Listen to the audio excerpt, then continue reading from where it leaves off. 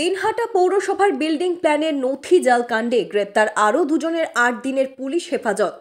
দিনহাটা মহকুমা আদালত সূত্রে রবিবার এমনই জানা গিয়েছে। দিনহাটা থানার পুলিশ গ্রেপ্তার হওয়া অর্ক প্রভ দাশগুপ্ত নামে কোচবিহারের এক ইঞ্জিনিয়ার ও দিনহাটা পৌরসভার ওভারসিয়ার হরি বর্মনকে গ্রেপ্তার করে দিনহাটা মহকুমা আদালতে পাঠায় বলেই জানা যায়। দিনহাটা থানার পুলিশ গ্রেপ্তার করে। ইতিমধ্যেই এই ঘটনায় দিনহাটা পৌরসভার এক কর্মী উত্তম চক্রবর্তীকে গ্রেপ্তার করে ১৩ দিনের পুলিশি হেফাজতে পেয়েছে দিনহাটা থানার পুলিশ।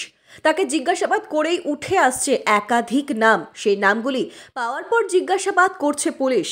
স্বাভাবিকভাবে এই ঘটনায় দিনহাটা জুড়ে চাঞ্চল্যের সৃষ্টি হয়েছে। প্রসঙ্গত উল্লেখ্য, সপ্তাহ দুয়েক আগে দিনহাটা শহরের ২ নম্বর ওয়ার্ডের এক বাসিন্দা তার বিল্ডিং প্ল্যান নবীকরণ করতে দিনহাটা পৌরসভায় আসেন। সেই সময় কর্মীরা দেখেন তার নথি জাল রয়েছে। এরপরই তিনি গোটা বিষয়টি লিখিতভাবে দিনহাটা পৌরসভার আধিকারিকদের কাছে অভিযোগ জানান। সেই অভিযোগের ভিত্তিতে দিনহাটা পৌরসভা দিনহাটা থানায় একটি লিখিত অভিযোগ দায়ের করে। এরপর দিনহাটা থানার পুলিশ এই ঘটনায় পৌরকর্মীকে জিজ্ঞাসাবাদ করে। সেখান থেকে গত ৩০শে ডিসেম্বর টানা জিজ্ঞাসাবাদের পর পৌরসভার কর্মী উত্তম চক্রবর্তীকে গ্রেপ্তার করে দিনহাটা থানার পুলিশ।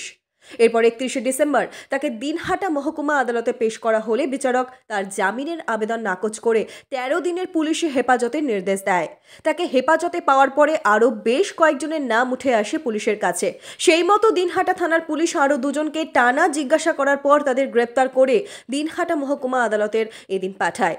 দিনহাটা থানার পুলিশের পক্ষ থেকে দিনহাটা মহকুমা আদালতের ১৪ দিনের পুলিশি হেফাজতের আবেদন করেন। দিনহাটা মহকুমা আদালতের বিচারক গ্রেপ্তার দুজনকেই ৮ দিনের পুলিশি হেফাজতের নির্দেশ দেয়। বলবেন এই যে পুলিশের আগের দিন রিমান্ডে নিয়েছিল একজনকে, ১৪ দিনের রিমান্ড চেয়েছিল, ১৩ দিনের রিমান্ড দিয়েছিলেন। তাকে জিজ্ঞাসাবাদ করার পরে আজকে আরও দুজনের নাম এসে যায়। সেই একজন হলেন অর্কবাবু এবং একজন হলেন হরি। এনারা দুজনই পৌরসভাতে কর্মরত ছিলেন এবং আজকে তাদেরকে পুলিশ ১৪ দিনের জেল হেফাজতের পুলিশি রিমান্ড চেয়েছিলেন। মাননীয় আদালত তাদের ৮ দিনের পুলিশি হেফাজতের নির্দেশ দেন এবং তাদের জামিনের আবেদন নাকচ করে দেন এবং তাদেরকে আবার আগামী ১২ তারিখ আদালতে প্রেরণের আদেশ দেন।